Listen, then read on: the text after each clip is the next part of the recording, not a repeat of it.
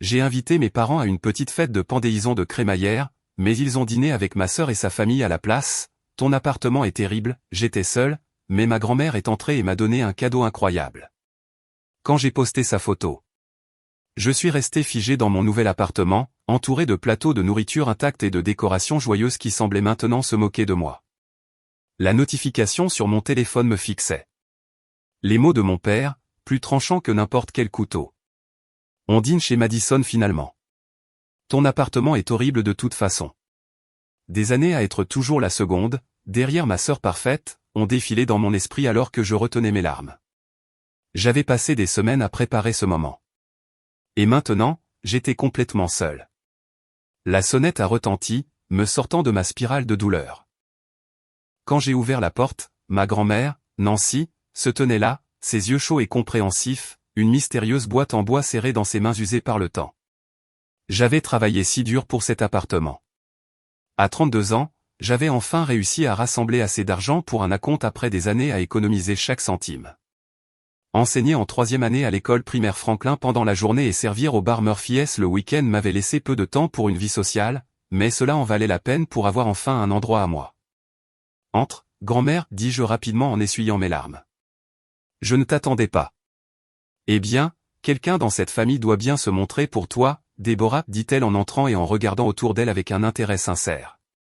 C'est tout à fait charmant. Tu as fait un travail merveilleux. Ces paroles étaient un baume sur mon cœur blessé. D'aussi loin que je me souvienne, ma sœur Madison avait été l'enfant chéri. De 4 ans mon aînée, elle avait épousé le riche Thomas Blackwell juste après l'université et n'avait jamais travaillé un seul jour de sa vie. Leur immense maison de 5 chambres en banlieue était le lieu de toutes les réunions de famille, bien qu'elle soit à près d'1 heure de route pour la plupart d'entre nous. J'ai préparé tous tes plats préférés, dis-je en désignant la table à manger dressée pour 5 personnes. Le rôti de bœuf préféré de papa, la trempette aux épinards de maman, et même ces carrés au citron que Madison demande toujours. Grand-mère Nancy secoua la tête, ses cheveux argentés captant la lumière de la nouvelle suspension que j'avais installée moi-même. Tes parents devraient avoir honte. J'ai dit à Gary ce matin à quel point j'étais excité pour ta pendaison de crémaillère. Le souvenir de l'appel téléphonique 2 heures plus tôt me piquait encore. La voix de ma mère était pleine de ce ton familier d'excuses qui n'était pas vraiment une excuse du tout. Quelque chose est arrivé, ma chérie. Madison vient d'appeler et Thomas a conclu une grosse affaire aujourd'hui. Alors, ils organisent un dîner de célébration improvisé. Ton père et moi devons y être. Mais tu avais promis, avais-je dit, détestant à quel point ma voix semblait enfantine. Je planifie ça depuis des semaines. Tu avais confirmé ta présence. On verra ton appartement une autre fois. C'est juste un petit endroit de toute façon, n'est-ce pas? Madison sort cette magnifique porcelaine que nous lui avons offerte pour Noël. J'avais passé 3 mois à rénover cet appartement moi-même, peignant chaque mur, restaurant les parquets qui avaient été cachés sous une moquette bon marché, installant de nouveaux luminaires dans la cuisine et la salle de bain, tout en travaillant à 2 emplois. Mais rien de tout cela n'avait d'importance. Mes parents avaient manqué ma remise de diplôme universitaire parce que Madison avait accouché de son premier enfant avec 2 semaines d'avance. Ils avaient sauté ma cérémonie lorsque j'avais gagné le prix de l'enseignante de l'année parce que Madison organisait un déjeuner de charité dans son country club. Chaque étape importante de ma vie semblait coïncider avec quelque chose de plus important dans celle de Madison. Asseyons-nous et mangeons un peu de cette délicieuse nourriture, dit grand-mère Nancy, me ramenant au présent. Inutile de la laisser se perdre. En prenant des assiettes dans la cuisine, j'ai remarqué que mes mains tremblaient. J'avais été si certaine que cette fois-ci serait différente. Ma première maison. Sûrement que cela méritait l'attention de mes parents pour une soirée. Ton père a toujours été têtu, dit grand-mère en lui servant du rôti de bœuf, même quand il était garçon. Mais je n'aurais jamais pensé qu'il serait aveugle à la personne merveilleuse que tu es devenue. Ça n'a pas d'importance, mentis-je en m'asseyant en face d'elle à la table que j'avais trouvée dans une vente de succession et que j'avais restaurée. J'y suis habitué. Ça a de l'importance, dit fermement grand-mère Nancy en posant sa fourchette. Et c'est pour ça que je suis venu. J'ai quelque chose pour toi. La boîte en bois que grand-mère Nancy posa sur la table semblait ancienne. Sa surface était usée et lisse par des générations de manipulations. Un délicat motif floral était gravé sur le couvercle avec la lettre D au centre. Ce n'est pas comme ça que je prévoyais de te le donner, dit-elle en passant ses doigts sur la gravure. Mais peut-être que c'est encore plus approprié maintenant. Je la regardais ouvrir la boîte, révélant un superbe bracelet en argent niché sur du velours bleu délavé. Il ne ressemblait à rien de ce que j'avais jamais vu auparavant, avec un entrelac celtique complexe entourant 5 petits saphirs. C'est magnifique, murmurai-je, ayant peur de le toucher. Il appartenait à ma grand-mère, Elisabeth dit grand-mère Nancy, et à sa grand-mère avant elle. Il date des années 1850, lorsque ton arrière-arrière-arrière-grand-père, William Davis, a fait fortune dans le transport maritime. Je savais peu de choses sur cette partie de l'histoire de notre famille. Mon père parlait rarement de ses ancêtres, se concentrant plutôt sur la lignée soi-disant aristocratique de ma mère. Dans notre famille, ce bracelet n'est pas simplement transmis à la fille aînée, continua grand-mère. Il va à la femme qui incarne l'esprit d'Elizabeth Davis, qui a travaillé aux côtés de son mari pour bâtir cette entreprise alors que les femmes n'étaient pas censées avoir la tête à ce genre de choses.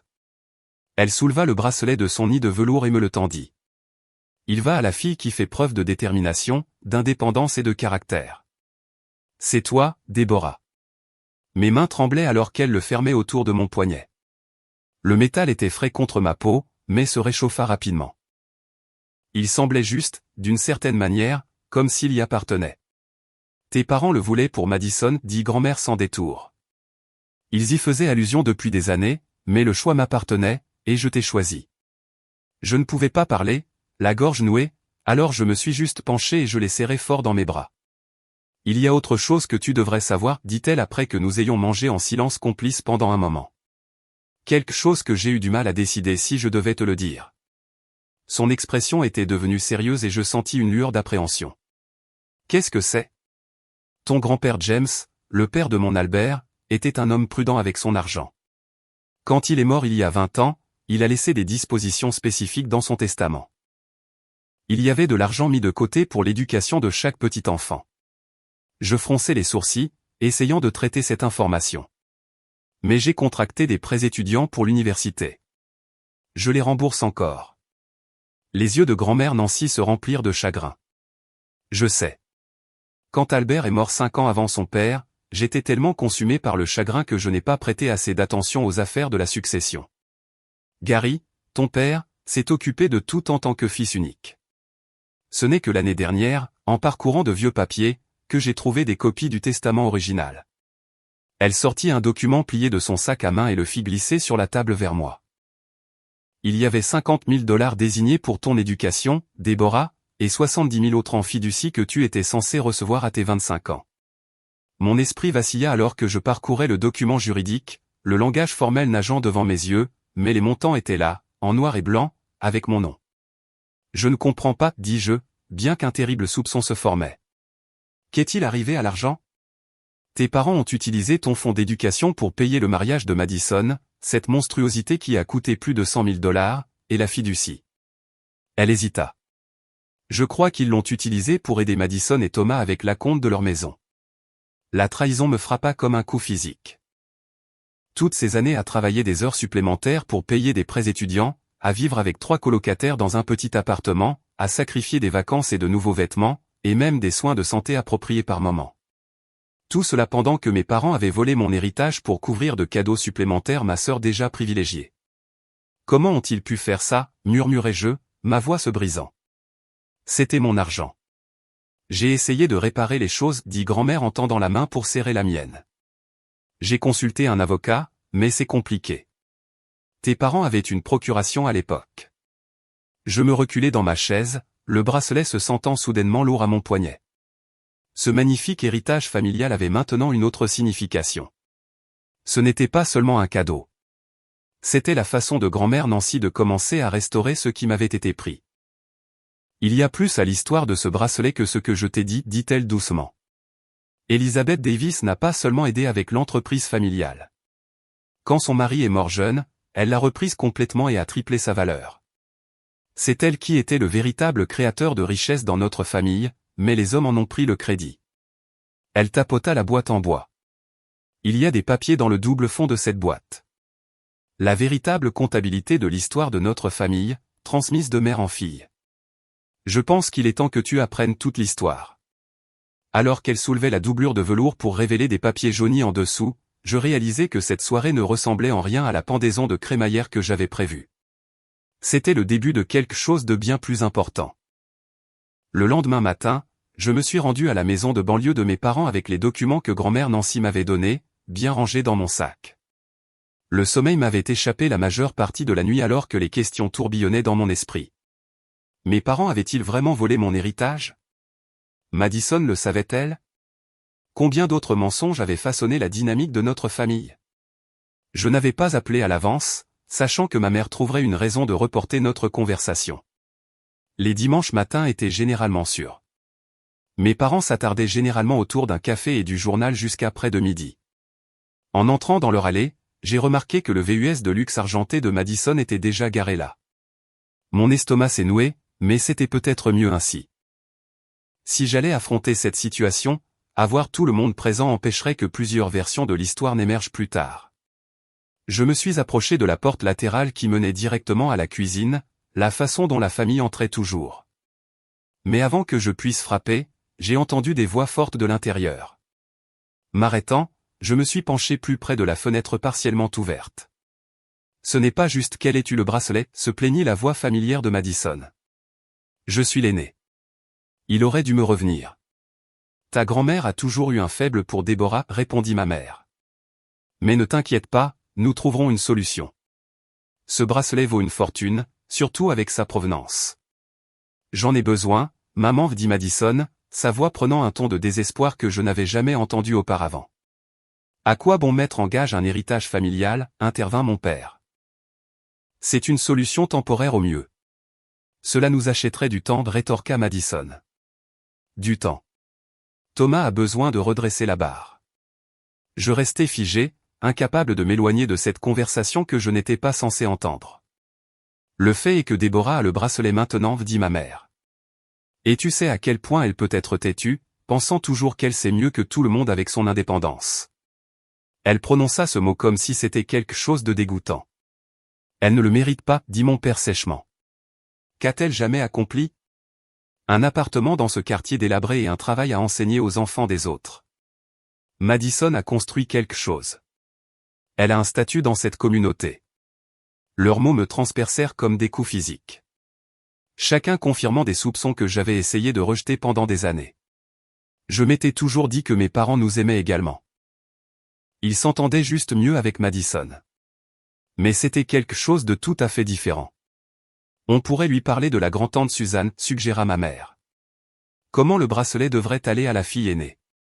Déborah a toujours été sentimentale à propos des traditions familiales. Il n'y a pas de telle tradition, ricana mon père. Mère a juste inventé ça pour justifier de le donner à sa préférée. Prenant une profonde inspiration, je frappai vivement à la porte, puis la poussai sans attendre de réponse. 3 visages surpris se tournèrent vers moi. Déborah, s'exclama ma mère, la main à la gorge. Nous ne t'avons pas entendu arriver. Clairement, dis-je, ma voix plus stable que je ne l'aurais cru. J'ai assez entendu, cependant. La cuisine tomba dans le silence. Madison détourna le regard, une rougeur envahissant son cou. L'expression de mon père se durcit tandis que les traits de ma mère se réarrangeaient en un sourire familier et apaisant. Ma chérie, quoi que tu penses avoir entendu, commença-t-elle. J'ai entendu la vérité pour une fois, l'interrompis-je en sortant les documents de mon sac.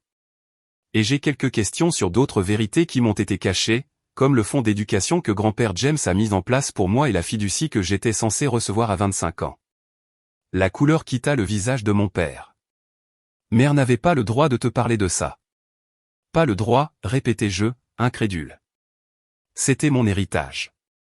J'ai passé les 10 dernières années à rembourser des prêts étudiants que je n'aurais jamais dû avoir besoin de contracter.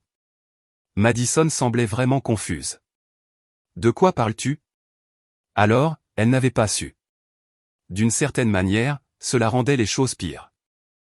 Maman et papa ont pris l'argent que grand-père a laissé spécifiquement pour mon éducation et mon avenir, expliquai-je, sans quitter mes parents des yeux. Plus de 120 000 $. Ils l'ont utilisé pour ton mariage et la compte de ta maison. Cet argent était pour les besoins de la famille, dit mon père sur la défensive. Nous avons pris des décisions exécutives sur ce qui était le mieux pour tout le monde. Le mieux pour Madison, tu veux dire, répliquai-je. Le mieux pour maintenir l'illusion de succès que vous avez construite autour d'elle tout en me traitant comme si je n'avais pas d'importance. Ce n'est pas juste, protesta faiblement ma mère. Juste? Je ris. Le son était dur et inhabituel. Tu veux parler de juste? J'ai travaillé à 2 emplois pendant des années. J'ai manqué des vacances et des rendez-vous chez le médecin parce que je ne pouvais pas me le permettre.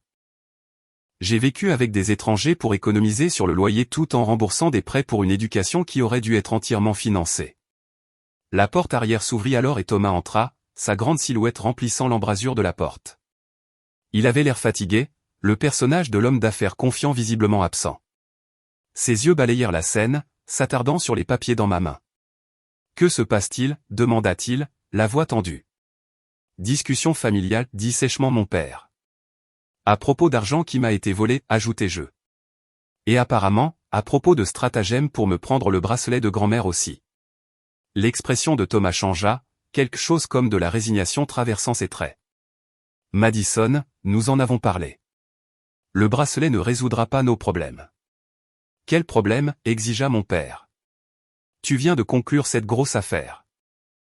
Tu as dit que tout était rentré dans l'ordre. » Un lourd silence tomba. Madison étudiait attentivement ses ongles manucurés. « Il n'y a pas eu d'affaire » dit finalement Thomas en se passant une main dans les cheveux. « La société a déposé le bilan le mois dernier. Nous avons essayé de trouver un moyen de vous le dire. Ma mère s'affaissa dans une chaise de cuisine. Mais la maison. Nous avons manqué les 3 derniers paiements hypothécaires, admit Madison d'une petite voix. La banque a envoyé un avis de saisie la semaine dernière. La révélation flotta dans l'air, restructurant tout ce que je pensais savoir sur la vie parfaite de ma sœur parfaite. Toutes ces années à l'envier, à me sentir inadéquate à côté de son succès apparent, et tout cela avait été construit sur la tromperie. Alors c'est pour ça que tu t'intéresses soudainement au bracelet de grand-mère, dis-je en touchant l'argent à mon poignet. Ce n'est pas une question de tradition familiale. Tu as juste besoin de l'argent. Tu n'as jamais compris ce que c'est que de maintenir un certain style de vie, rétorqua Madison, sa vulnérabilité instantanément remplacée par une condescendance familière. Tu t'es contenté de vivre comme une étudiante pour toujours. Non, j'ai été forcé de vivre avec des moyens qui ont été artificiellement limités parce que ma famille m'a volé, répliquai-je. Ça suffit, tonna mon père. On ne me parlera pas de cette façon dans ma propre maison. Si tu es juste ici pour faire des accusations et semer le trouble, tu peux partir. Je le regardais, le regardant vraiment, voyant non pas le père dont j'avais désespérément cherché l'approbation toute ma vie, mais un homme qui m'avait trahi de la manière la plus fondamentale possible. Très bien, dis-je doucement. Je vais partir. Mais ce n'est pas fini. Grand-mère a des copies de tous les documents légaux, et je vais consulter un avocat sur mes options. Tu poursuivrais ta propre famille, haleta ma mère. Ma famille, répétai-je. Ma famille m'a volé, m'a menti, et veut maintenant prendre le seul cadeau significatif que j'ai jamais reçu. Pourquoi protégerais-je des gens qui ne m'ont jamais protégé? Je me tournai pour partir, mais Madison m'attrapa le bras. Tu as toujours été jalouse de moi, siffla-t-elle. C'est juste ta façon de te venger parce que ta vie est si pathétique. Ton appartement est une blague. Ton travail est une blague. Tu es une blague, Déborah. Quelque chose en moi qui s'était plié et plié pendant des années se brisa enfin. Lâche-moi, Madison. Tout de suite. Ou quoi, ricana-t-elle. Madison, avertit Thomas. Non, je veux entendre ce que la petite Miss Parfaite enseignante pense qu'elle va faire, continua Madison, ses doigts s'enfonçant dans mon bras. Vas-y, dis-nous ton grand plan pour réparer ta triste petite vie. Je la regardai droit dans les yeux, me sentant étrangement calme, malgré la tempête qui faisait rage autour et en moi. Je vais faire ce que j'aurais dû faire il y a des années. Je vais arrêter de prétendre que l'un d'entre vous a mes meilleurs intérêts à cœur. Je vais arrêter de mesurer ma valeur à vos normes. Et je vais m'assurer que justice soit faite, même si c'est avec des décennies de retard. Je dégageai mon bras et sortis, la voix de mon père me suivant. Si tu sors par cette porte, ne te donne pas la peine de revenir. Je ne me suis pas retourné. Je ne me suis pas arrêté.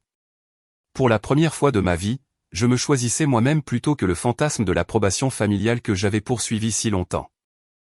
Les larmes sont venues alors que je m'éloignais de la maison de mes parents, brouillant ma vision si fort que j'ai dû m'arrêter dans une rue calme. Mes mains tremblaient alors que je serrais le volant. De grands sanglots secouaient mon corps. 32 ans à essayer de gagner un amour qui aurait dû être donné librement, à me mesurer à des normes impossibles, et à toujours échouer. Un klaxon de voiture retentit, me surprenant alors que je dérivais légèrement dans la voie opposée. J'ai donné un coup de volant, surcorrigé, et j'ai failli heurter une voiture garée. Le cœur battant, je me suis garé sur le parking le plus proche, un petit centre commercial, et j'ai coupé le moteur. C'était trop dangereux. Je ne pouvais pas conduire dans cet état. Cherchant mon téléphone à tâtons, j'ai appelé la seule personne qui ne m'avait jamais laissé tomber. Allison, j'ai besoin de toi. 20 minutes plus tard, la Honda déglinguée d'Allison s'est garée à côté de ma voiture. Elle a jeté un coup d'œil à mon visage inondé de larmes et m'a immédiatement enveloppé dans ses bras. Que s'est-il passé, a-t-elle demandé en me guidant vers son siège passager. Ont-ils détesté l'appartement? Ils ne l'ont même jamais vu, dis-je, les mots sortant entre des sanglots saccadés alors que je racontais les événements des dernières 24 heures. Allison a écouté sans m'interrompre, son expression devenant de plus en plus indignée. Quand j'ai eu fini, elle a secoué la tête lentement. J'ai toujours su que tes parents faisaient des favoris, mais là, c'est un autre niveau. Ils ont littéralement volé ton héritage, Deb. Ce n'est pas juste de la mauvaise parentalité. C'est un crime. Je ne sais même plus quoi faire maintenant, ai-je admis. Tout ce que je pensais savoir sur ma famille est un mensonge. Tu fais exactement ce que tu leur as dit que tu ferais, a dit fermement Allison. Tu parles à un avocat, tu te protèges, et tu arrêtes de laisser ces gens déterminer ta valeur. Elle m'a ramené à mon appartement, restant pour le reste de la journée pour m'aider à nettoyer les restes de la pendaison de crémaillère qui n'avait jamais eu lieu. Nous avons mis les restes dans des boîtes, enlevé les décorations, et finalement commandé une pizza à l'approche du soir. Je peux rester dormir si tu veux, a proposé Allison. Marathon de films, glace, tout le kit de guérison des cœurs brisés. Merci, mais je pense que j'ai besoin d'un peu de temps seul, ai-je dit. Pour tout digérer, tu sais. Après son départ, je me suis assise sur le rebord de la fenêtre que je m'étais construit, regardant les lumières de la ville. Le bracelet captait la lumière de la lampe, envoyant de petits reflets danser sur le mur de mon salon. Malgré tout, je sentais un étrange sentiment de clarté émerger du chaos. Pour la première fois, je voyais ma famille pour ce qu'elle était vraiment, pas ce que j'avais désespérément voulu qu'elle soit. Le lendemain matin, en entrant à l'école primaire Franklin, un monde où j'étais respecté, où mes contributions comptaient. Miss Davis, ça va? Janet Reynolds, notre directrice, a demandé quand elle m'a vu dans la salle des photocopies. Vous avez l'air de ne pas avoir dormi. J'ai hésité, puis je lui ai donné une version abrégée de ce qui s'était passé. Janet avait toujours été plus qu'une simple patronne. Elle avait été un mentor depuis que j'avais commencé à enseigner il y a 6 ans. Je suis tellement désolé, Déborah, a-t-elle dit quand j'ai eu fini. La famille peut nous blesser d'une manière que personne d'autre ne peut. Ça ira, ai-je dit automatiquement. J'ai juste besoin de me concentrer sur le travail. En fait, a dit Janet, il y a quelque chose dont je voulais discuter avec vous. Le district lance un programme d'alphabétisation innovant l'année prochaine. Il cherche un enseignant principal pour développer le programme et coordonner les écoles. Je vous ai recommandé pour le poste. Je l'ai fixé, surprise. Moi? Mais il y a des enseignants plus expérimentés. Aucun avec votre combinaison de compétences, de dévouement et d'approche créative, a dit fermement Janet.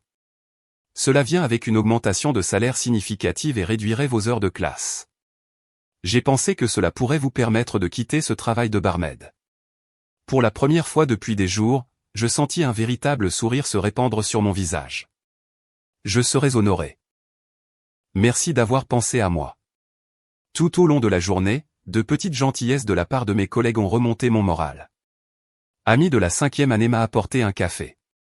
Marcus, notre professeur de musique, a laissé du chocolat sur mon bureau avec un mot disant « Tu es génial ». Même les enfants semblaient sentir que j'avais besoin d'une douceur supplémentaire, se comportant exceptionnellement bien pendant les leçons de mathématiques. À la fin de la journée d'école, le téléphone de ma classe a sonné. « Miss Davis, il y a quelqu'un ici pour vous voir », a annoncé notre secrétaire. M'attendant à un parent, j'ai été stupéfaite de trouver Thomas debout maladroitement dans le bureau de l'école, l'air décidément déplacé dans son costume coûteux. « Pouvons-nous parler ?» a-t-il demandé doucement. « En privé ?» Je l'ai conduit à ma classe vide, la suspicion et la curiosité se battant en moi.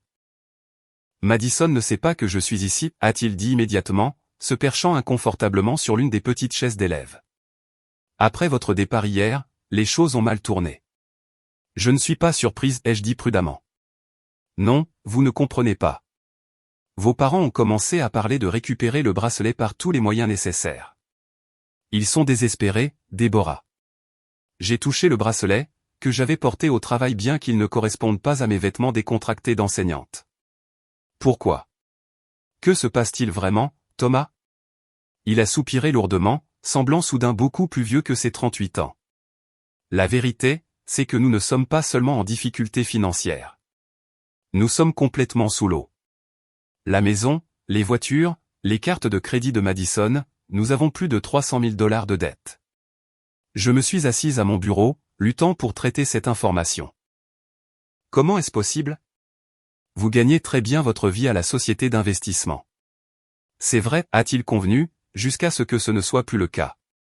J'ai fait de mauvais choix, perdu des clients importants, mais Madison n'acceptait pas de réduire les dépenses. L'abonnement au country club, les écoles privées pour les enfants, ses achats. C'était plus facile d'utiliser le crédit que de faire face à sa déception. Et mes parents.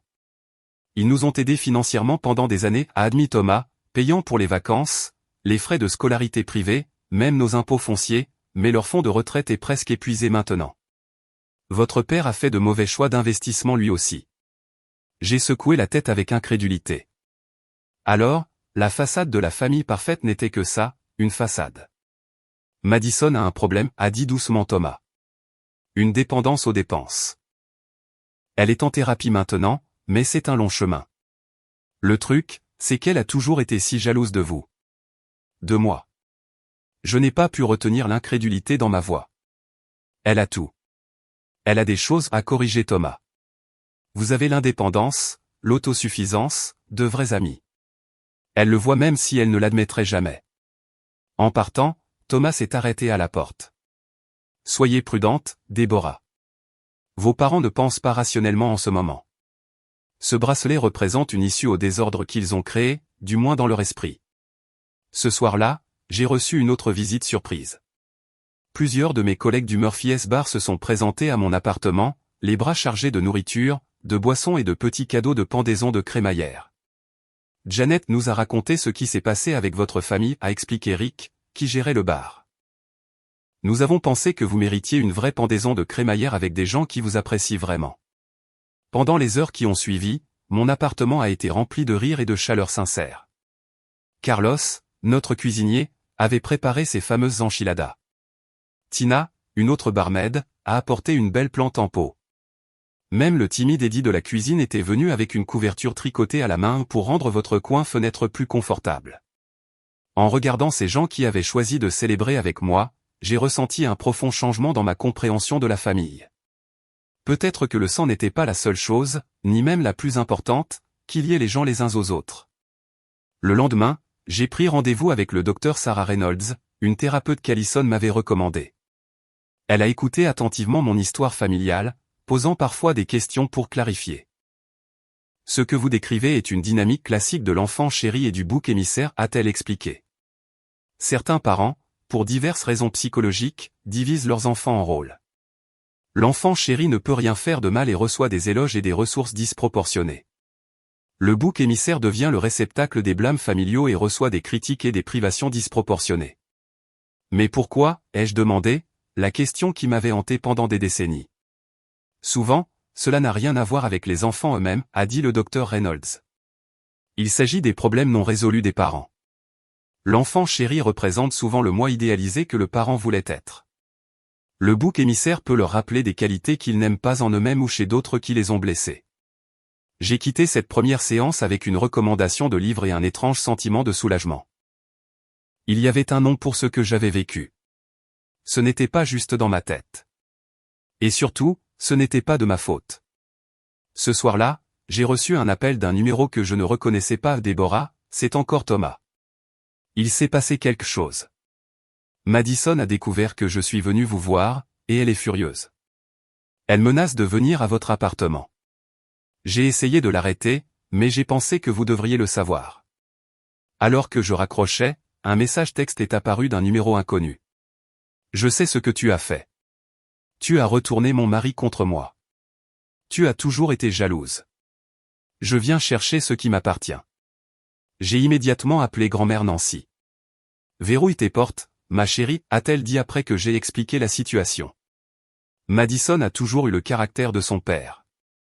J'appelle mon avocat tout de suite. Il est temps que nous réglions cette situation correctement.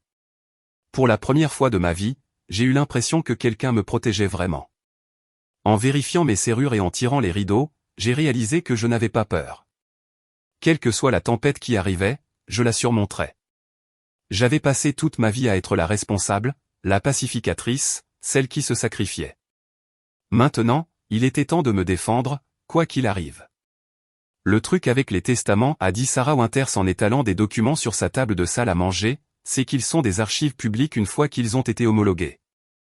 Après mon appel paniqué à grand-mère Nancy, elle avait immédiatement contacté son amie avocate Sarah, qui nous avait invités chez elle le samedi matin suivant. Sarah avait la soixantaine, des cheveux argentés courts et des yeux bleus perçants qui suggéraient qu'elle ne manquait rien. Elle était l'amie de grand-mère depuis des décennies et avait la réputation d'être impitoyablement efficace dans les litiges de succession. Votre grand-père James Davis était très précis sur ses legs, continua Sarah en désignant des sections surlignées des papiers légaux. 50 000 $ dans un fonds d'éducation désigné pour chaque petit enfant, à utiliser uniquement pour les frais de scolarité, les livres et les dépenses éducatives connexes, plus 70 000 $ en fiducie pour chaque petit enfant, à distribuer à l'âge de 25 ans. Je fixais les documents, voyant les preuves des intentions de mon grand-père en noir et blanc. Et mes parents avaient accès à cet argent, en tant que fiduciaire ? Oui, confirma sombrement Sarah. Quand votre grand-père est mort en 2003, votre père a été nommé exécuteur testamentaire et votre mère était la fiduciaire secondaire pour les fonds des petits-enfants. Ils m'ont dit qu'il n'y avait pas d'argent pour l'université, dis-je doucement. Que je devais obtenir des bourses et des prêts si je voulais y aller. L'expression de Sarah se durcit. Ce n'est pas seulement moralement répréhensible, c'est légalement attaquable. Les fiduciaires ont une responsabilité fiduciaire d'agir dans le meilleur intérêt des bénéficiaires. Vous voulez dire que je pourrais les poursuivre en justice? La pensée me tordit l'estomac, malgré tout. Vous le pourriez absolument, confirma Sarah. Et d'après ce que Nancy m'a dit, vous auriez un dossier solide. Mais les litiges sont coûteux, longs, et dans les situations familiales, émotionnellement dévastateurs. Grand-mère Nancy, qui avait écouté en silence, posa sa main sur la mienne.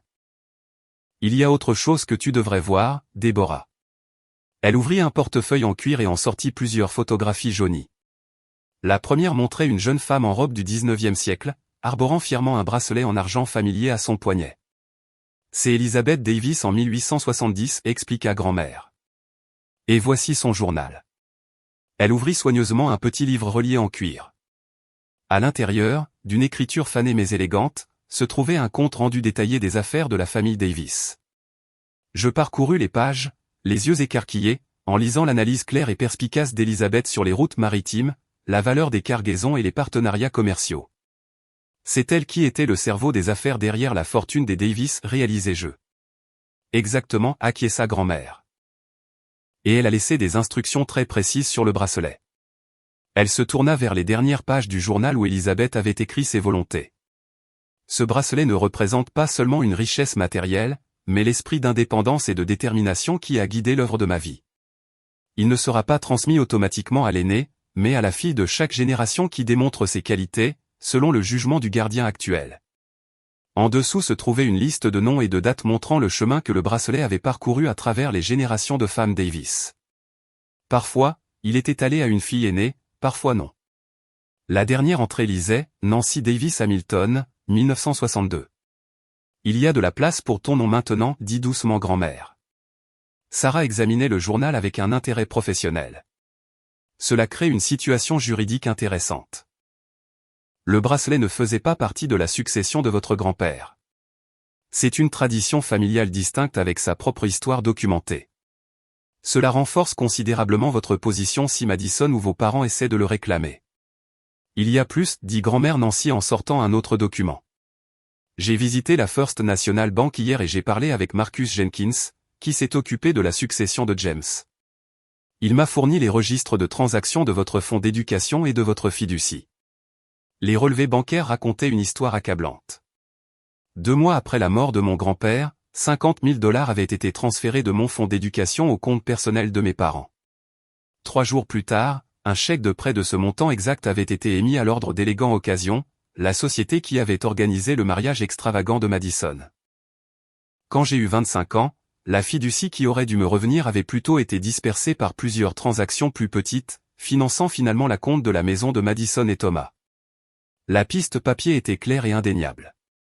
C'est une affaire classée, dit Sarah, son ton professionnellement détaché, mais ses yeux compatissants. Si vous voulez engager une action en justice, vous en avez tout à fait le droit. Je me reculai, me sentant dépassé. J'ai besoin de temps pour y réfléchir. Bien sûr, acquiesça Sarah, mais il y a une dernière chose que vous devriez savoir. Le délai de prescription pour ce type de manquement à l'obligation fiduciaire est généralement de 6 ans à compter de la découverte. Comme vous ne l'avez appris que récemment, le compteur vient de commencer à tourner. Au moment où nous nous préparions à partir, la sonnette de Sarah retentit. À ma grande surprise, la personne qui se tenait sur son porche était Thomas. « Comment m'as-tu trouvé ici ?» ai-je demandé. « Je t'ai suivi » a-t-il admis. « J'étais garé au bout de la rue de ton appartement depuis tôt ce matin. J'ai besoin de te parler. » Sarah semblait prête à appeler la police, mais quelque chose dans l'expression désespérée de Thomas m'a fait faire une pause. « C'est bon, lui dis-je. Je vais l'écouter. » Nous sommes sortis sur le porche où Thomas m'a immédiatement tendu une grande enveloppe manille. « Qu'est-ce que c'est ?» demandai-je, las. « Des preuves, dit-il simplement. Après votre départ le week-end dernier, j'ai entendu vos parents parler avec Madison. Ils prévoient de prétendre que vous avez volé le bracelet. Ils ont déjà pris des photos de votre appartement pour essayer de prouver que vous ne le méritez pas. J'ai ouvert l'enveloppe et j'ai trouvé des impressions d'échanges de mails entre mes parents et Madison discutant de divers stratagèmes pour me prendre le bracelet.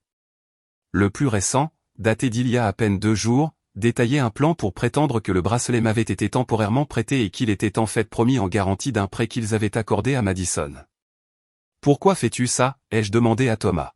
« Ils sont aussi ta famille. »« Parce que c'est mal » a-t-il dit simplement. « Et parce que Madison doit faire face à la réalité. Les dépenses, les mensonges, la manipulation. Ça a détruit notre mariage, nos finances, et maintenant ça détruit sa relation avec sa sœur. Quelqu'un doit y mettre un terme. » Je l'ai étudié, voyant un regret sincère dans ses yeux. « Tu l'aimes vraiment, n'est-ce pas ? » Malgré tout. « Oui » a-t-il acquiescé. « Mais l'amour sans honnêteté et sans responsabilité n'est pas sain. Je l'ai trop longtemps encouragé. » Alors que Thomas partait, grand-mère Nancy et Sarah échangèrent des regards significatifs. « L'intrigue s'épaissit » remarqua sèchement Sarah. « Mais cela aide en fait considérablement votre position. Leur plan prémédité pour tromper sape toute réclamation légale qu'ils pourraient essayer de faire. »« Que penses-tu que je devrais faire ?» ai-je demandé, me sentant partagé entre le désir de justice et l'épuisement de continuer ce conflit familial. « Légalement parlant, commença Sarah, vous avez plusieurs options. Vous pourriez poursuivre pour le montant total qui a été détourné plus les intérêts. Vous pourriez porter plainte au pénal pour vol ou fraude, ou vous pourriez chercher une résolution plus privée par la médiation. » Et non légalement, ai-je demandé. Le comportement professionnel de Sarah s'adoucit légèrement. « Ce n'est pas à moi de le dire. La justice et la paix ne vont pas toujours de pair. Réfléchis-y bien, conseilla grand-mère Nancy alors que nous retournions à mon appartement. Quelle que soit ta décision, je te soutiendrai. » À notre arrivée, j'ai trouvé une enveloppe matelassée glissée sous ma porte. À l'intérieur se trouvait la carte de visite d'un directeur de banque et une note manuscrite. Appelez-moi concernant les fiducies de la famille Davis. Des informations que vous devriez connaître. Les rebondissements ne cessaient d'arriver, chacun révélant une autre couche de tromperie. Alors que grand-mère Nancy se préparait à partir, je l'ai impulsivement serré fort dans mes bras. « Merci de m'avoir toujours vu, murmurai-je. De m'avoir valorisé quand personne d'autre ne le faisait. Tu as toujours été celle qui me rappelait le plus Elisabeth, répondit-elle en touchant le bracelet à mon poignet. Forte, pleine de principes, et bien plus sage que quiconque ne lui en donnait le crédit. Après son départ, je me suis assise seule sur mon rebord de fenêtre, regardant le coucher de soleil peindre la ville en or et en ambre. Le bracelet captait la lumière, ses nœuds celtiques semblant bouger et se déplacer. 5 générations de femmes Davis l'avaient porté avant moi, chacune faisant face à ses propres défis et faisant ses propres choix difficiles. Que ferait Elizabeth Davis dans ma situation? La réponse vint avec une clarté surprenante. Elle chercherait la justice, mais jamais au détriment de sa propre paix. Elle resterait ferme dans sa vérité, mais ne laisserait pas l'amertume la consumeur. Et surtout, elle utiliserait ce moment non seulement pour réparer les torts du passé, mais pour tracer une nouvelle voie. Avec cette résolution se formant dans mon esprit, j'ai pris mon téléphone et j'ai appelé le directeur de la banque. Quelles que soient les révélations qui m'attendaient, j'étais enfin prête à y faire face. La tension dans mon appartement était palpable. Madison se tenait près du comptoir de la cuisine, son apparence normalement parfaite, visiblement négligée. Ses vêtements de marque ne pouvaient cacher les cernes sous ses yeux ni la façon nerveuse dont elle n'arrêtait pas de tourner son alliance. « Je ne m'attendais pas à ce que tu acceptes de me rencontrer, dit-elle, sa voix manquant de sa confiance habituelle. J'ai failli ne pas le faire, admis-je, en gardant une distance de sécurité entre nous. Après ces messages textes menaçants, j'avais hésité à la laisser entrer chez moi. Mais quelque chose dans sa voix lorsqu'elle avait appelé ce matin-là semblait sincèrement plein de remords. « Joli endroit, dit-elle en jetant un coup d'œil autour. C'est confortable. » Venant de Madison, c'était pratiquement un éloge dithyrambique. « Que veux-tu » demandai-je, peu intéressé par les banalités. Elle prit une profonde inspiration. « Le bracelet. J'en ai besoin, Déborah. Je ne demanderai pas si ce n'était pas important. » Je touchai instinctivement l'argent à mon poignet. Je l'avais à peine enlevé depuis que grand-mère Nancy me l'avait donné. Pourquoi? Pour que tu puisses le mettre en gage pour payer tes dettes? Madison tressaillit. Thomas te l'a dit. Il m'en a dit assez, dis-je. 300 000 $ de dettes. Saisis. Ta dépendance aux dépenses. Ce n'est pas si simple, protesta-t-elle faiblement. Ce n'est jamais simple avec toi, Madison, soupirai-je, soudain fatigué de toute la situation. Mais la réponse est non. Ce bracelet m'a été donné, pas à toi. Il ne s'agit pas seulement de la valeur monétaire. Tu ne comprends pas, dit Madison, une note de désespoir entrant dans sa voix. Maman et papa comptent là-dessus. Ils ont promis le bracelet en garantie d'un prêt pour nous aider à garder la maison. Si je ne le ramène pas, nous perdons tout. Et ce serait mon problème parce que... La froideur dans ma voix me surprit même moi. Les yeux de Madison s'écarquillèrent. Parce que nous sommes une famille. Famille, répétai-je, incrédule. La même famille qui a volé mon héritage. La même famille qui ne s'est jamais présentée à aucun de mes moments importants. La même famille qui pense que mon appartement est terrible et que ma vie est pathétique. Je n'ai jamais voulu te faire de mal, dit Madison doucement. Mais tu l'as fait, encore et encore. Vous l'avez tous fait. Madison s'affaissa sur mon canapé, semblant soudainement dégonfler. J'ai fait un tel gâchis de tout, murmura-t-elle. Malgré tout, voir ma sœur toujours parfaite, toujours supérieure, si brisée, a remué quelque chose en moi. Pas le pardon, pas encore, mais peut-être le début de la compréhension. Pourquoi, ai-je demandé en m'asseyant en face d'elle. Pourquoi, les dépenses, la grande maison, les voitures de luxe, le créateur, tout. Que essayais-tu de prouver?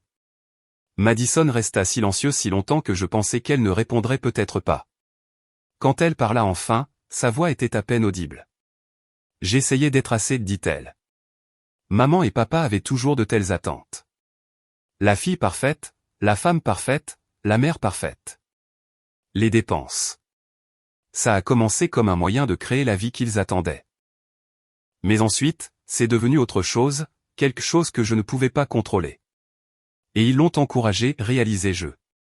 Ils voulaient que tu sois leur réussite. Eh bien, tu as pu être libre, dit Madison en me regardant avec une intensité inattendue. Tu as construit ta propre vie, fait tes propres choix. Tout le monde me regardait peut-être, mais c'est toi qui vivais vraiment. Cette perspective était si en désaccord avec la façon dont j'avais toujours vu notre dynamique qu'elle me laissa momentanément sans voix. Je n'ai jamais été libre, dis-je finalement. J'ai juste été oublié, négligé, laissé à me débrouiller seul pendant que tu recevais tout le soutien et les ressources. Je le sais maintenant, reconnut Madison. Thomas me l'a fait voir. Il a dit que j'ai été si concentré sur ce que tu n'avais pas que je ne pouvais pas apprécier que je te prenais des choses aussi Un coup à la porte interrompit notre moment de connexion inattendu. Quand j'ouvris, je trouvais mes parents debout là. La voiture de Madison est dehors, dit mon père sans préambule. Nous savions qu'elle serait ici. Ils passèrent devant moi dans l'appartement, le regard critique de ma mère balayant mon espace soigneusement rénové. L'attention de mon père se fixa immédiatement sur le bracelet à mon poignet. Bien. Tu le portes, dit-il. Cela simplifie les choses. Nous avons besoin de ce bracelet, Déborah. Urgence familiale. Non, dis-je fermement. Ne sois pas égoïste, me gronda ma mère. Madison a besoin de notre aide et c'est le seul moyen. Égoïste, répétai-je, incrédule. Vous m'avez volé 120 000 $ et vous me traitez d'égoïste? L'expression de mon père s'assombrit. Cet argent a été mieux utilisé. Madison en avait besoin. J'en avais besoin aussi, ai-je crié. J'en avais besoin pour l'université. J'en avais besoin pour commencer ma vie sans dettes écrasantes. J'avais besoin de parents qui se souciaient autant de mon avenir que du sien. Ce n'est pas juste, protesta ma mère. Rien de tout cela n'a été juste, répliquai-je. Mais j'en ai fini d'être celle qui donne toujours pendant que tout le monde prend. Mon père s'avança, la main tendue. Donne-moi le bracelet, Déborah. Maintenant. Ou quoi, ai-je défié en tenant bon. Ou nous le prendrons, dit-il simplement. C'est un héritage familial. Nous pouvons prétendre que tu l'as volé. Madison se leva alors. Papa, arrête. Ce n'est pas bien. Reste en dehors de ça, aboya-t-il. C'est le seul moyen de régler ton gâchis. Mon gâchis, la voix de Madison s'éleva. Vous et maman avez encouragé chaque décision coûteuse que j'ai jamais prise. Vous avez insisté pour le grand mariage, la maison de luxe dans le bon quartier, les écoles privées. Vous vouliez vivre par procuration à travers moi parce que vos propres vies n'étaient pas assez chic. Je fixai ma sœur, choquée. Je ne l'avais jamais entendu parler à nos parents de cette façon. Comment oses-tu, haleta ma mère. Après tout ce que nous avons fait pour toi. Comme voler ma sœur, exigea Madison. Comme nous mentir à toutes les deux pendant des années. Mon père s'avança de nouveau vers moi. Assez de tout ça. Le bracelet, Déborah. Dernière chance. Mon cœur battait la chamade, mais je me sentais étrangement calme. Non. C'est le mien. Grand-mère me l'a donné, et je le garde. Alors tu ne nous laisses pas le choix, dit mon père en attrapant mon poignet. Je ne ferais pas ça si j'étais vous, Gary. Nous nous sommes tous tournés pour trouver grand-mère Nancy debout dans l'embrasure de ma porte ouverte, un homme distingué en costume à ses côtés. Mère, balbutia mon père. Que faites-vous ici? Protégez ma petite fille, dit-elle simplement en entrant dans l'appartement. J'avais le pressentiment que quelque chose comme ça pourrait arriver quand la voiture de Madison n'était pas chez elle ce matin. L'homme à ses côtés s'éclaircit la gorge. Mais Madame Davis, je suis Harold Bennett, exécuteur testamentaire de votre père. Je comprends qu'il y a quelques irrégularités dont nous devons discuter concernant la dispersion des fonds désignés pour Déborah. Le visage de mon père devint pâle. C'est une affaire de famille. Cela ne vous concerne pas. Je crains que si, répondit calmement Harold. En tant qu'exécuteur testamentaire, je suis légalement obligé de m'assurer que les termes du testament ont été respectés. Nancy a porté à mon attention une documentation préoccupante. Tu as été bien occupé, dit ma mère d'un ton accusateur à grand-mère Nancy. J'ai essayé de réparer un tort, corrigea grand-mère. Un tort qui a duré bien trop longtemps. Mon père se tourna vers moi, son expression un mélange de colère et de peur. Tu ferais vraiment ça? Déchirer cette famille pour de l'argent? Je n'ai pas déchiré cette famille, dis-je doucement. Vous l'avez fait quand vous avez décidé que j'étais moins digne que Madison. Quand vous avez volé ce qui m'appartenait de droit. Quand vous m'avez fait sentir que je ne serais jamais assez bien. Déborah, commença ma mère, mais je la coupai. Non. J'en ai fini d'écouter les excuses et les justifications. Pour une fois dans ma vie, vous allez m'écouter. La pièce tomba dans le silence alors que je prenais une profonde inspiration. Des années de sentiments refoulés trouvant enfin leur voie. J'ai passé toute ma vie à essayer de gagner votre amour et votre approbation. Travaillant à 2 emplois, finançant mes études, ne me plaignant jamais, ne demandant jamais d'attention. Et rien de tout cela n'a jamais été assez. Vous m'avez volé pour donner à Madison. Vous avez dénigré mes réussites. Vous n'avez même pas pris la peine de venir à ma pendaison de crémaillère après que j'ai passé des mois à rénover cet endroit moi-même. Je me tournai vers Madison. Et toi, tu as tout accepté comme ton dû. L'argent, l'attention, les éloges. Sans jamais te demander pourquoi tu méritais tout ça alors que je n'avais rien. Tu as méprisé mes choix, ma carrière, ma vie, sans jamais réaliser que j'ai tout construit moi-même alors que tout a été servi sur un plateau. Enfin, je fis face à grand-mère Nancy. Tu as été la seule à m'avoir jamais vu, à m'avoir valorisé pour qui je suis, pas pour qui tu voulais que je sois. Qui m'a fait confiance avec l'héritage de notre famille. Je touchai le bracelet, y puisant de la force. Alors non, je ne vais pas y renoncer. Pas aujourd'hui, pas jamais. Et quant à l'argent qui m'a été volé, j'ai l'intention de voir la justice rendue, d'une manière ou d'une autre. Tu poursuivrais tes propres parents, exigea mon père. Avant que je puisse répondre, la porte s'ouvrit à nouveau. Et Thomas entra, l'air surpris de trouver tout le monde là. Je suis venu voir comment allait Madison, expliqua-t-il maladroitement. Sa thérapeute s'est inquiétée quand elle a manqué son rendez-vous. Timing parfait, dit grand-mère Nancy. Maintenant, toutes les personnes qui doivent faire partie de cette conversation sont ici. Mon père avait l'air sur le point d'exploser, mais ma mère posa une main sur son bras pour le retenir. Pour une fois, elle semblait réaliser la gravité de la situation.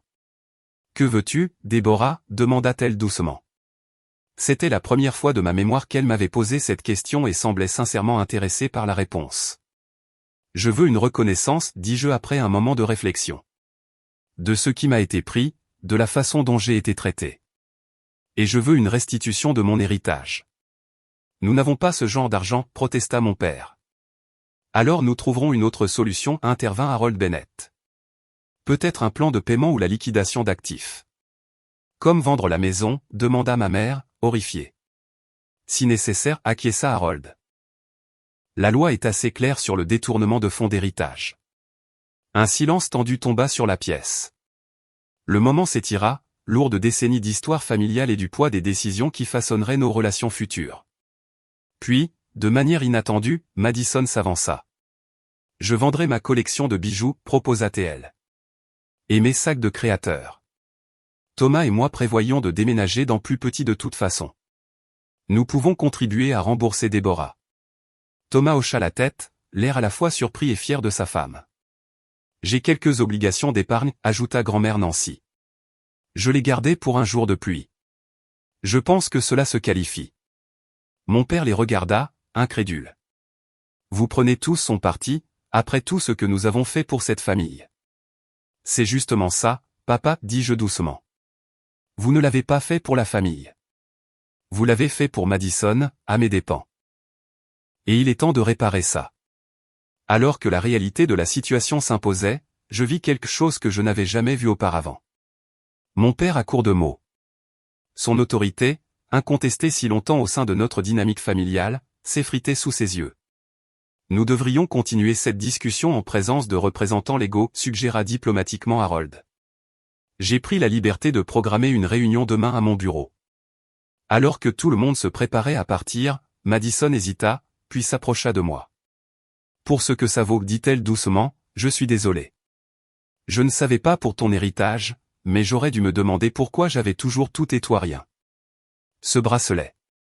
Grand-mère a eu raison de te le donner. Tu es forte d'une manière que je n'ai jamais eu à être. Ce n'était pas le pardon. Pas encore. Mais c'était un début. Alors que la porte se refermait derrière eux, je me tenais au centre de mon appartement, me sentant comme si je venais de sortir d'une tempête dans laquelle j'avais été prise toute ma vie. Le bracelet semblait plus léger à mon poignet maintenant, non plus un symbole de conflit familial, mais un gage de ma propre force et de ma résilience. Elizabeth Davis aurait été fière. La salle de conférence de Bennett Legal Service tomba dans le silence alors qu'Harold finissait de lire l'accord de règlement proposé. La lumière du soleil entrait à flot par les grandes fenêtres, illuminant la table en bois poli où ma famille était assise en un demi-cercle tendu. Mes parents semblaient diminuer, d'une certaine manière. La présence habituellement imposante de mon père était réduite à un tapotement nerveux des doigts, la posture parfaite de ma mère s'affaissant légèrement sous le poids des conséquences. Pour résumer, dit Harold en plaçant le document au centre de la table, la famille Davis reconnaît le détournement de fonds de l'héritage de Deborah et accepte les conditions de restitution suivantes. Premièrement, un plan de paiement de 1500 $ par mois pendant 7 ans pour restaurer le montant principal de 120 000 $. Deuxièmement, la reconnaissance légale de la propriété du bracelet de la famille Davis par Deborah, avec la documentation de sa provenance et de sa valeur. Troisièmement, une lettre d'excuse formelle reconnaissant le manquement à l'obligation fiduciaire et à la confiance familiale. Mon père s'éclaircit la gorge. Le paiement mensuel est élevé. Avec nos revenus de retraite. C'est moins que ce que vous donniez mensuellement à Madison et Thomas depuis 5 ans, souligna doucement grand-mère Nancy, selon leurs déclarations financières. Ma mère tressaillit à cette révélation. Je me demandais combien d'autres secrets de famille étaient traînés au grand jour dans cette salle de conférence stérile. Nous pouvons étendre la période de paiement à 10 ans si nécessaire, proposa Harold. Mais les conditions de reconnaissance et d'excuse ne sont pas négociables. Je ne comprends pas pourquoi cela doit être si formel, protesta mon père. Nous avons admis avoir fait des erreurs. N'est-ce pas suffisant? Non, dis-je en trouvant ma voix. Ce n'est pas suffisant. Il ne s'agit pas seulement de l'argent. Il s'agit de responsabilité, de s'assurer que ce qui m'est arrivé ne soit pas simplement balayé d'un revers de main ou oublié. Deborah est assez généreuse, nota Sarah Winters depuis sa position à côté de moi. Elle serait tout à fait dans son droit de porter des accusations criminelles pour fraude. Le mot criminel flotta dans l'air, lourd de sous-entendus. Le visage de mon père devint cendré. Nous signerons, dit rapidement ma mère. Nous avons juste besoin de quelques jours pour examiner les conditions de paiement avec notre conseiller financier. C'est acceptable, acquiesça Harold. Nous nous réunirons à nouveau vendredi. À la fin de la réunion, Madison s'approcha de moi avec hésitation. Au cours des 2 semaines qui avaient suivi notre confrontation dans mon appartement, elle avait commencé une thérapie pour sa dépendance aux dépenses et avait déjà vendu plusieurs de ses biens les plus chers. Pouvons-nous parler? Demanda-t-elle. Juste nous deux. Nous avons trouvé un petit café près du cabinet d'avocat, son coin tranquille nous offrant l'intimité dont nous avions besoin. Madison remua son lac distraitement, semblant ne pas savoir par où commencer. Thomas et moi vendons la maison, dit-elle finalement. Nous avons trouvé un endroit plus petit, plus près de l'école des enfants. C'est en fait agréable, simple. Je pense que nous y serons plus heureux. C'est bien, dis-je, le pensant sincèrement. Comment vas-tu avec tout le reste? Un jour à la fois, répondit-elle avec un petit sourire. Mon thérapeute dit que j'ai essayé de combler un vide émotionnel avec des choses matérielles, essayant surtout d'acheter l'approbation de papa. Je peux comprendre ça, admis-je. Sauf que j'ai essayé de la gagner par la réussite et la responsabilité. Aucune des deux approches n'a vraiment fonctionné. Madison hocha la tête, ses yeux se remplissant de larmes inattendues. Je n'ai jamais réalisé à quel point je t'enviais, Deborah. Ton indépendance, tes vraies amitiés, la façon dont tu as construit ta vie selon tes propres termes. Je t'enviais aussi, avouai-je. La facilité avec laquelle tout semblait arriver, l'attention et l'approbation constante. Ce n'était pas réel, dit doucement Madison. Rien de tout cela n'était réel. La famille parfaite n'était qu'une histoire que nous nous racontions tous. Nous sommes restés assises en silence un moment. 2 femmes d'une trentaine d'années commençant tout juste à déconstruire le récit qui avait façonné notre relation depuis l'enfance. J'ai trouvé quelque chose quand nous emballions la maison, dit Madison en cherchant dans son sac à main. Elle sortit une photographie fanée et la fit glisser sur la table. Elle montrait 2 petites filles, peut-être de 5 et 9 ans, les bras l'une autour de l'autre, des sourires identiques avec des dents manquantes dirigées vers l'appareil photo. Il m'a fallu un moment pour nous reconnaître. Grand-mère a pris ça, me suis-je souvenu, à la maison du lac, l'été avant que tu n'entres au collège. Nous étions proches, autrefois, dit Madison avec mélancolie, avant que tout ne devienne si compliqué. Avant que maman et papa ne décident laquelle de nous était l'enfant chéri et laquelle était le bouc émissaire, dis-je en utilisant la terminologie du docteur Reynolds. Madison grimaça mais hocha la tête. J'ai aussi lu sur la dynamique familiale. C'est éclairant et douloureux. J'ai étudié le visage de ma sœur, voyant peut-être pour la première fois la vulnérabilité sous sa façade soigneusement construite. Penses-tu que nous pourrions un jour revenir à quelque chose comme ça, ai-je demandé en tapotant la photographie. Pas exactement comme ça, répondit-elle pensivement. Nous ne pouvons plus être ses enfants. Mais peut-être quelque chose de nouveau, quelque chose d'honnête. La conversation marqua un début timide, un pont fragile jeté par-dessus des années de ressentiment et d'incompréhension. Ce n'était pas le pardon, pas complètement. Cela prendrait du temps et des efforts constants des deux côtés, mais c'était un début. 3 jours plus tard, mes parents signèrent l'accord de règlement. La lettre d'excuse formelle arriva une semaine après. Ces phrases soigneusement formulées, clairement rédigées par leur avocat, mais signées de l'écriture distinctive de mon père. Ce n'était pas la réconciliation sincère qu'une partie de moi avait toujours espérée, mais c'était une reconnaissance, une validation, la preuve que ce qui m'était arrivé comptait. Grand-mère Nancy emménagea dans une communauté pour personnes âgées à seulement 20 minutes de mon appartement. Nos dîners du dimanche devinrent un rituel précieux, ces histoires sur Elizabeth Davis et d'autres histoires de famille comblant les lacunes de ma compréhension de mes origines et de qui je pourrais devenir. Je veux que tu aies ça aussi, dit-elle un soir en faisant glisser une pile de journaux reliés en cuir sur ma table à manger. Les écrits complets d'Elizabeth. Ses registres commerciaux, ses pensées personnelles, même de la poésie. C'était une femme extraordinaire. Merci, dis-je en passant respectueusement mes doigts sur le cuir vieilli. Pour tout, grand-mère.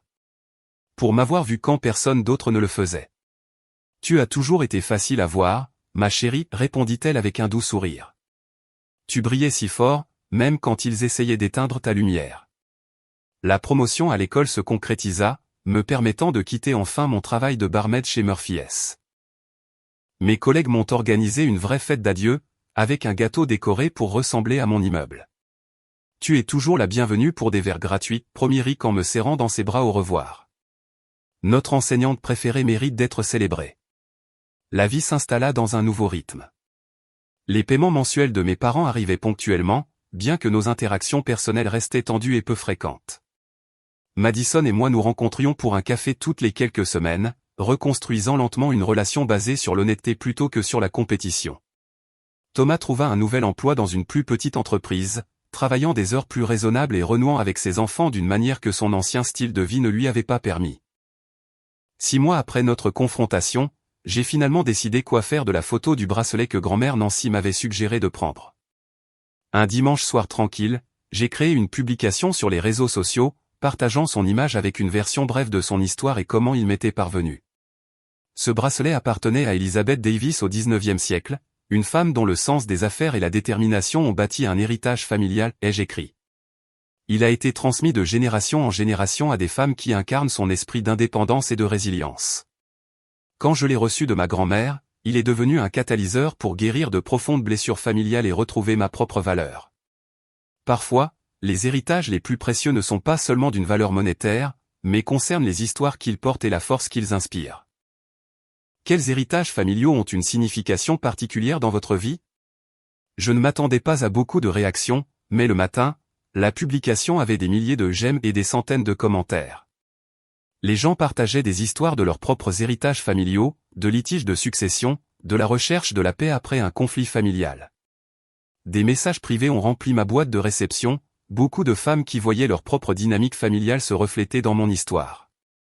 Un message en particulier s'est démarqué, d'une jeune femme nommée J'aime, lire l'histoire de votre bracelet et de votre parcours familial m'a donné le courage d'affronter enfin mes propres parents sur le traitement inégal entre moi et mon frère. Nous avons eu notre première conversation honnête depuis des années. Merci d'avoir partagé votre histoire.